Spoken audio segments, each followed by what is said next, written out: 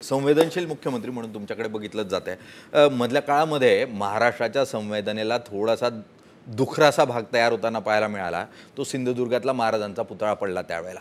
आणि मग महाराजांचा पुतळा पडणं हे ऐतिहासिकदृष्ट्या अत्यंत अडचणीचा विषय आहे हा खरं तर। म्हणजे अशी घटना कधी घडली नव्हती। तुम्ही त्याकडे कसं बघतात आणि काय कारण होतं त्याच्यामुळे का पडला पुतळा? खरं म्हणजे त्या बाबतीमध्ये चौकशी सुरू आहे, आरोपी अटकेत आहे। काय काय त्याच्यावर आरोप केले आपल्या सगळ्यांना माहीत आहे। कुणाला अशा परिस्थितीमध्ये अशा प्रकरणामध्ये पाठीशी घालण्याचं काय कारण? कोणी नाही घालू शकत। पुतळा पडणं शिवाजी महाराजांचा ही दुर्दैवी घटना आहे, पण त्याचं राजकारण करणं त्याहीपेक्षा दुर्दैवी आहे। आणि कुठल्या थराला जाऊन तुम्ही करताय? आम्ही तात्काळ त्याची बैठक घेतली, चौकशी लावली, 2 समित्या लावल्या। आता पुतळा लवकर कसा उभा राहील, भव्य दिव्य बाबदार पुतळा उभा राहील यासाठी त्यांनी सूचना करायला पाहिजे होत्या। त्याचं राजकारण करून काय काय मोठे नेते रस्त्यावर उतरले, जोडे मारो आंदोलन काय केलं, काय शोभत नाही आहे।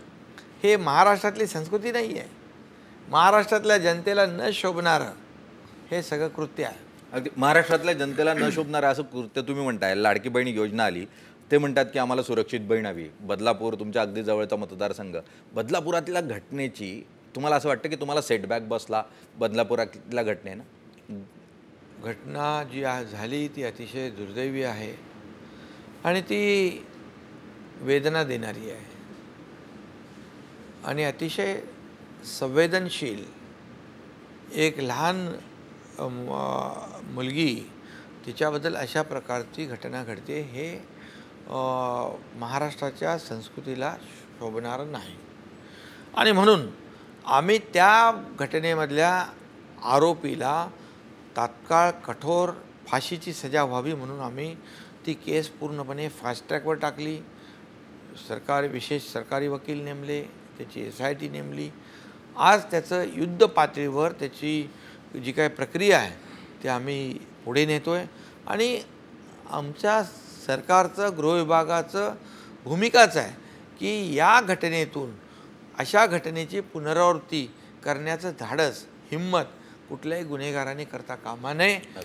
अगदी त्याच्यावर आम्ही काम करतो। शिंदे साहेब, जसं तुम्ही त्याचंही राजकारण केलं, त्याचंही राजकारण केलं। 8 तास रेल्वे रोखून धरली। कोण होते ते? ते बदलापूरकर होते का? तुम्ही तुमच्या माध्यमातून शोधा। अगदी ते कोण होते हा प्रश्न आहेच, पण या परिस्थितीमध्ये एकनाथ शिंदे अत्यंत समन्वयानं राजकारण करतात, संवाद साधतात।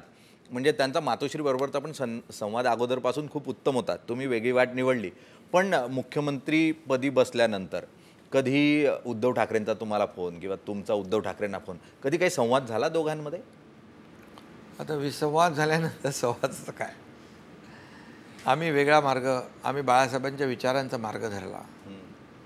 एक वैचारिक भूमिका आम्ही घेतली, राज्याच्या हिताची, सर्वसामान्य लोकांच्या जनतेच्या मनातली भूमिका आम्ही घेतली आणि निर्णय घेतला। आम्ही आमच्या मार्गाने चाललो आहे आणि आज आमचं एवढंच आहे भूमिका, या राज्याचा विकास, सर्व क्षेत्राचा विकास, सर्वांना न्याय आणि हे सरकार जनतेचं, पुन्हा एकदा मी सांगतो, जनतेला अपेक्षित असलेलं काम, आता त्या मार्गाने आम्ही चाललो। न्यायालयात जाताना जनतेच्या मुख्यतः, कारण तुमचा एक प्रकरण न्यायप्रविष्ट आहेच, त्यावर निकाल 3 तारखेला येईल असं म्हणत होते, आता तो पुढे ढकलला गेला आहे। तर जनतेच्या न्यायालयाचा जो निकाल आहे तो योग्य वेळेत लागेल की तो पण पुढे ढकलला जाईल? कारण अनेक जण म्हणतात की निवडणुका पुढे ढकलल्या जातील।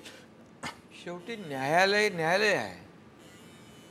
आम्ही बघा, न्यायालयाला कधी दोष देत नाही।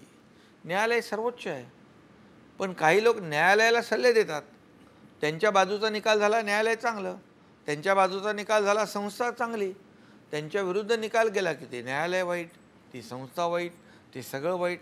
आणि म्हणून न्यायालयाला सल्ले देणारे काही लोक आहेत, त्यांच्याबद्दल आम्ही काय सांगणार? न्यायालय जो निर्णय घेईल तो आम्ही स्वागत करू त्याचं। निवडणुका वेळेत होतील महाराष्ट्राच्या विधानसभेच्या, कारण अनेक तर्कवितर्क लावली जात आहेत की नाही मध्ये राष्ट्रपती राजवट लागेल, मग पुढे ढकलल्या जातील। असं काही नाही, निवडणुका वेळेवर होतील। महाराष्ट्रातल्या निवडणुका वेळेवर होतील।